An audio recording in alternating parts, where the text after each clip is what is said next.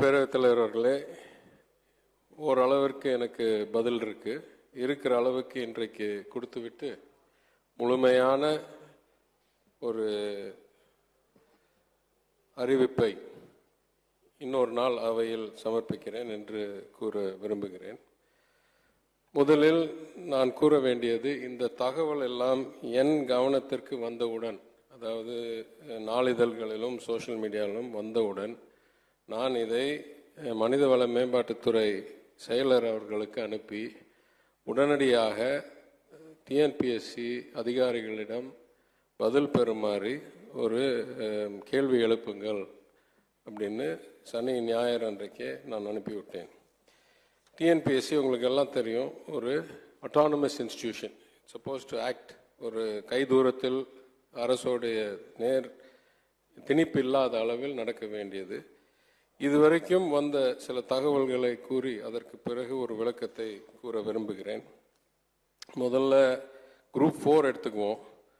Group 4ல் பொது வழியில் வந்த தகவலுக்கும் என்னிடம் Tnpscயிலிருந்து வந்த தகவலுக்கும் சம்பந்தமே இல்லை. ஏன்னா Tnpscயில் தேர்வு மையம் எண்ணை வைத்து தான் சொல்ல முடியும் எந்த சென்டரில் எத்தனை பேர் எழுதினாங்கன்னு. அந்த அடிப்படையில் பார்த்தா தென்காசி மாவட்டத்திலேயே மொத்தம் 8 சென்டர் தான் இருந்திருக்கு. இந்த 8 சென்டரில் முதல் 500 பேரில் 27 பேர், முதல் 1000 பேரில்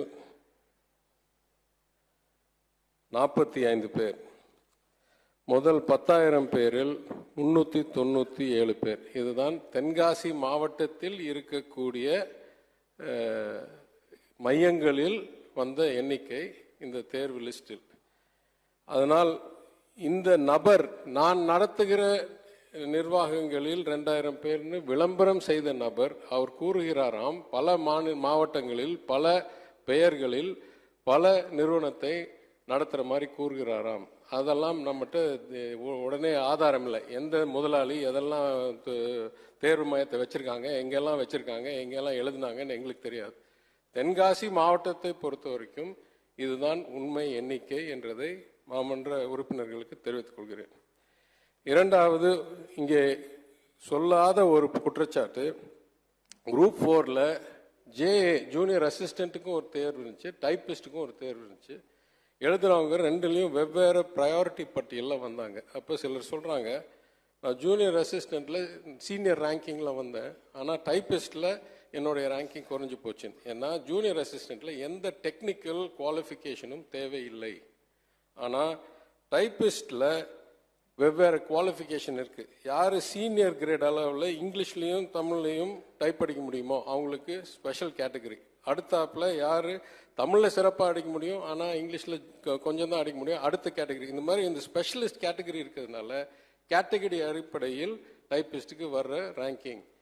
ஜேஏக்கு எந்த ஸ்பெஷலிஸ்ட் குவாலிஃபிகேஷனும் கிடையாதுன்றதுனால் இதற்கும் அதற்கும் ரேங்கிங் வருவதில் வித்தியாசம் வர்றது இயல்பு, அதுதான் விதிமுறை.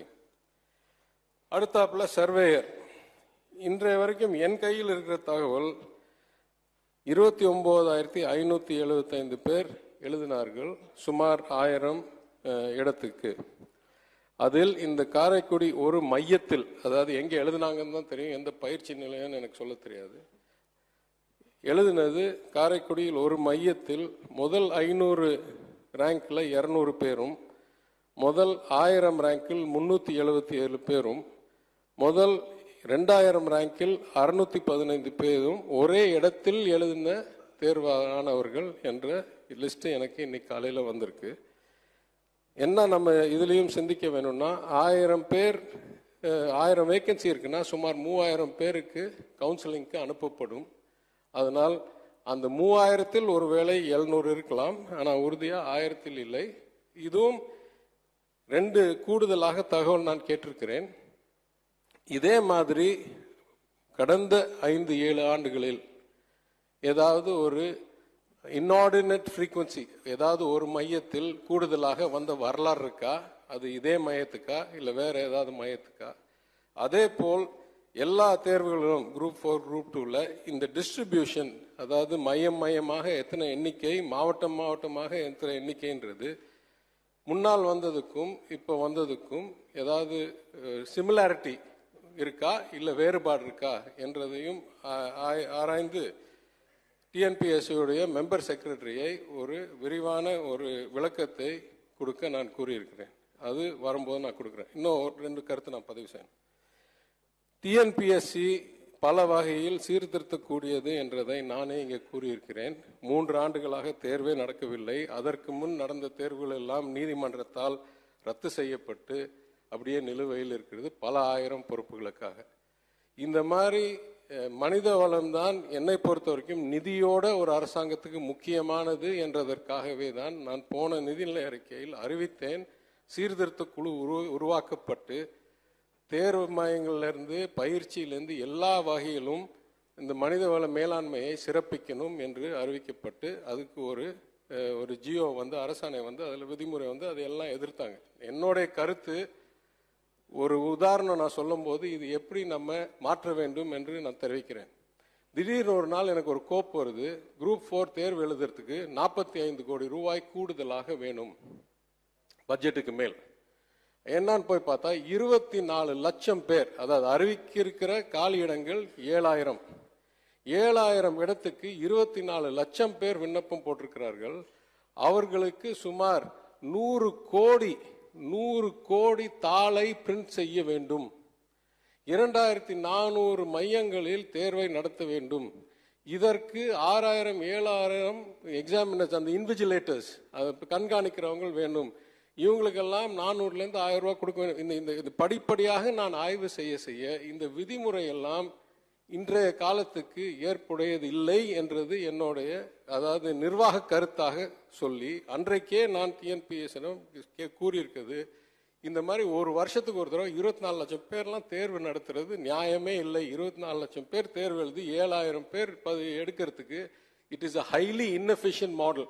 பல காடுகளுடைய மரங்களை வெட்டி 100 கோடி பக்கத்தை டைப் அடிச்சு இது எத்தனை பேர் எங்கெல்லாம் இன்விஜிலேஷன் பண்ணி 42 கோடி ரூபாய் செலவாகி ஒரே நாளில் மாதிரி தேர்வு நடத்துதெல்லாம் இன்றைக்கு இருக்கிற டெக்னாலஜி ஏஜில் இது சரியான விதிமுறையே இல்லை என்றதற்காக தான் நானே முதல் ஆளாக ஆரம்பித்து இந்த சிஸ்டத்தை சிறப்பிக்கணும் என்று மாண்பு முதலமைச்சருடைய அறிவுரையின்படி நாம் பல நடவடிக்கை எடுத்திருக்கோம். அதே போல அந்த அரசாணை வந்தபோது பலர் எதிர்த்தாங்க. டெம்பரரி எம்ப்ளாயிஸ் நாங்கள் என்ன சொன்னோம், அரசில் வேலை செய்கிற டெம்பரரி எம்ப்ளாயிஸ்க்கெல்லாம் ஒரு மினிமமாவது கொடுக்கணும். சில பேர் தற்காலிகமாக இருந்துட்டு 5000 8000 10,000 வாங்கிட்டு இருக்காங்க. ஆனால் முழு நேர பணியாளர்கள் பல லட்சம் ரூபா வாங்குறாங்க. இது நியாயம் இல்லை. அதனால அடிப்படை அவுட் சோர்சிங்க்கும் ஒரு ஸ்டாண்டர்ட் போட்டு இவங்களெல்லாம் இபிஎஃப்ல இஎஸ்ஐல சேர்க்கணுன்றதுக்காக தான் நாங்கள் அந்த அரசாணையை கொண்டாந்தோம்.